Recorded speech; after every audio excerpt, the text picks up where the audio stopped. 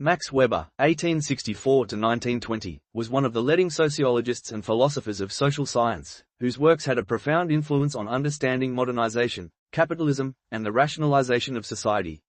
His book The Protestant Ethic and the Spirit of Capitalism, 1905, is a classic study that analyzes the connection between religious beliefs and economic behavior, as well as explaining the emergence of the spirit of capitalism in Western Europe.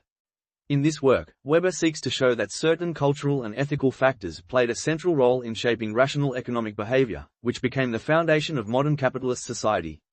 1. The core idea of the book. Weber's central hypothesis is that a particular form of Protestant ethics, especially the ethics of Calvinism, contributed to the development of capitalist economies.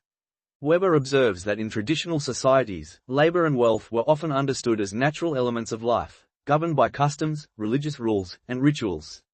However, in Western Europe in the 16th and 17th centuries, a new type of moral and religious consciousness emerged, connected with the Protestant notion of calling, beruf. Calvinism, like several other Protestant movements, emphasized work discipline, economic activity, and rational use of time. A key aspect was the belief in predestination, the idea that one's fate was determined by God, and success in worldly life could serve as indirect evidence of divine favor. According to Weber, this belief encouraged activity, carefulness, and diligence, creating the conditions for capital accumulation and the development of modern capitalism. 2. Rationalization as a key process of modernity. Weber introduces the concept of rationalization, which becomes central to his analysis of modernity. Rationalization is the process by which social life increasingly comes to be governed by calculation, planning, and logical rules, while traditional and emotional motivations gradually lose influence. In the economic sphere, rationalization manifests in systematic production planning, time management, and resource optimization. The link between rationalization and Protestant ethics lies in the fact that this ethic calls for orderly, disciplined, and goal-directed activity. Traditional societies, Weber argues, were oriented toward custom, chance, and informal relations. Protestant ethics, in contrast, created conditions for a rational approach to economic activity, meticulous bookkeeping, systematic reinvestment of profits, and striving for continuous professional improvement. Thus, ethical foundations of behavior became a catalyst for economic rationality. 3. The spirit of capitalism.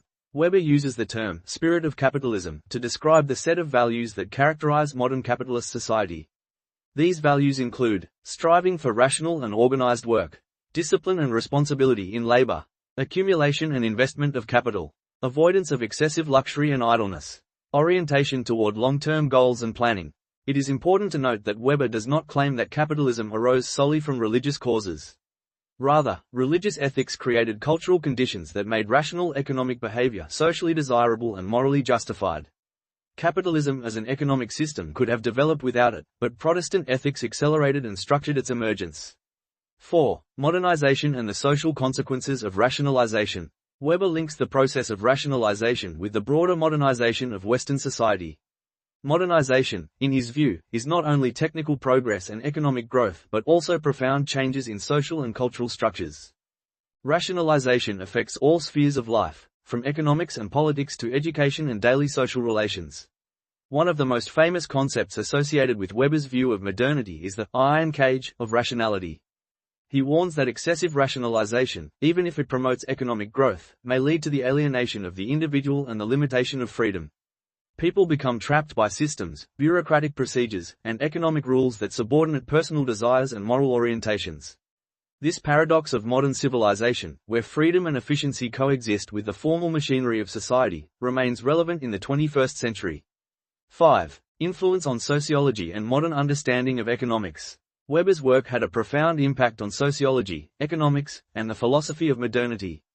He demonstrated that economic behavior cannot be explained solely by rational or material interests. Cultural, religious, and ethical factors shape the motivations underlying economic activity. Weber also emphasized that understanding capitalism requires analyzing not only structures and institutions but also values, norms, and ideologies. This perspective became foundational for cultural sociology and studies of economic culture. Many contemporary works on entrepreneurship, corporate ethics, and labor motivation draw on Weber's concept of the spirit of capitalism. 6. Criticism and contemporary reinterpretation. Although Weber's ideas remain foundational, they have been critiqued and reinterpreted. Some scholars argue that his emphasis on Protestantism is exaggerated. Capitalist rationality could also develop in Catholic countries where economic innovation existed. Others highlight that technological, political, and geographic factors also played a crucial role in the emergence of capitalism. Nevertheless, the key contribution of Weber's work is methodological, combining cultural analysis with economic and social processes. He demonstrated how ideas and values can be active drivers of historical change, rather than merely passive reflections of economic realities. 7. Contemporary relevance and application. In the era of globalization and the digital economy, Weber's concepts remain highly relevant. Rationalization continues to accelerate. Algorithms, automation, and digital management increasingly structure economic and social life. At the same time, new forms of the spirit of capitalism emerge: startup culture, corporate ethics, innovation-driven productivity, which form a new ethic of work. Weber's Protestant ethic today transforms into a secularized form. Values of discipline, responsibility, and rational planning continue to motivate individuals outside a religious context. These principles become universal benchmarks in the global economy and organizational culture.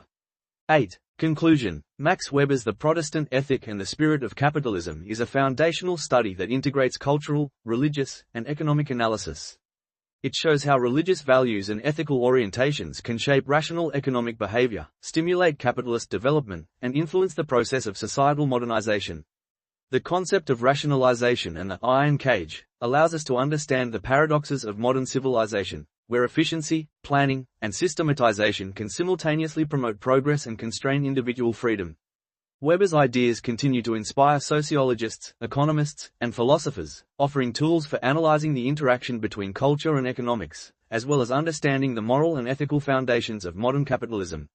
Ultimately, his work reminds us that modernity is not merely technological advancement but a complex interplay of cultural values, rationality, and ethical norms that shape human behavior in the economic and social world.